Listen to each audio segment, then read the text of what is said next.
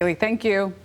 There's an effort to ban conversion therapy in Grand Rapids. The widely discredited practice tries to change the gender identity or sexual orientation of those who are LGBTQ, but the effects, of course, can be dangerous. Doug Reardon has reported widely on it. He joins us live tonight in the studio with a local update tonight. Doug. Yeah, Josh, Janice, the groups leading this charge tell me that they want to have this ban passed and by law at the end of this month at some point. Grand Rapids wouldn't be the first city in Michigan to criminalize the practice that, according to statistics, makes LGBTQ people twice as likely to attempt suicide as their peers who don't go through it. I can't sit by and just do nothing. Doug Booth, who is gay and COO of HealthNet West Michigan, is doing something about conversion therapy. As it stands, the widely discredited practice that tries to change an LGBTQ person's sexual orientation or gender identity is currently legal in the city of Grand Rapids. We're still seeing and hearing about the damage that's being done, and it needs to be banned in the strongest possible way. 7 other cities and towns in Michigan have issued local bans on conversion therapy, including East Lansing, Royal Oak, and Ann Arbor. Booth has already talked to the city's Community Relations Board, and it's likely the ban could be passed by the City Commission by the end of the month, either in a new ordinance unto itself or through an amendment to the city's Human Rights Ordinance.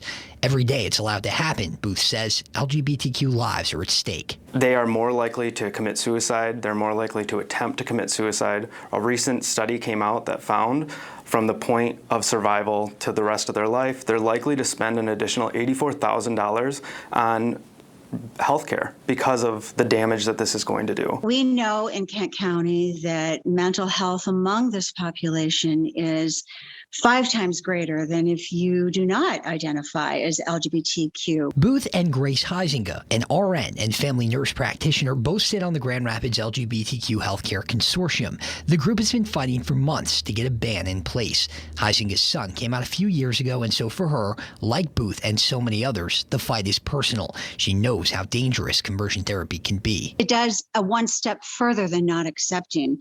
It is telling you that not only are you not accepted and loved unconditionally, you're also taught to be something different, and we want you to be something different. According to the Williams Institute at the UCLA School of Law, an estimated 698,000 LGBTQ people will go through conversion therapy in their lifetime.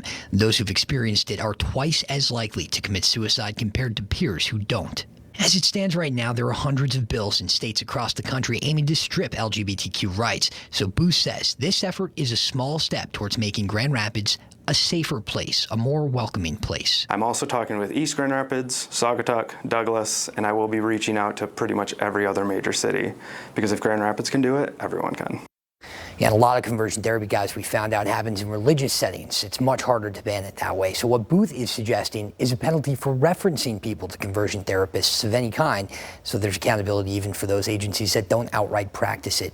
For now, live in the studio, Doug Reardon, Fox 17 News.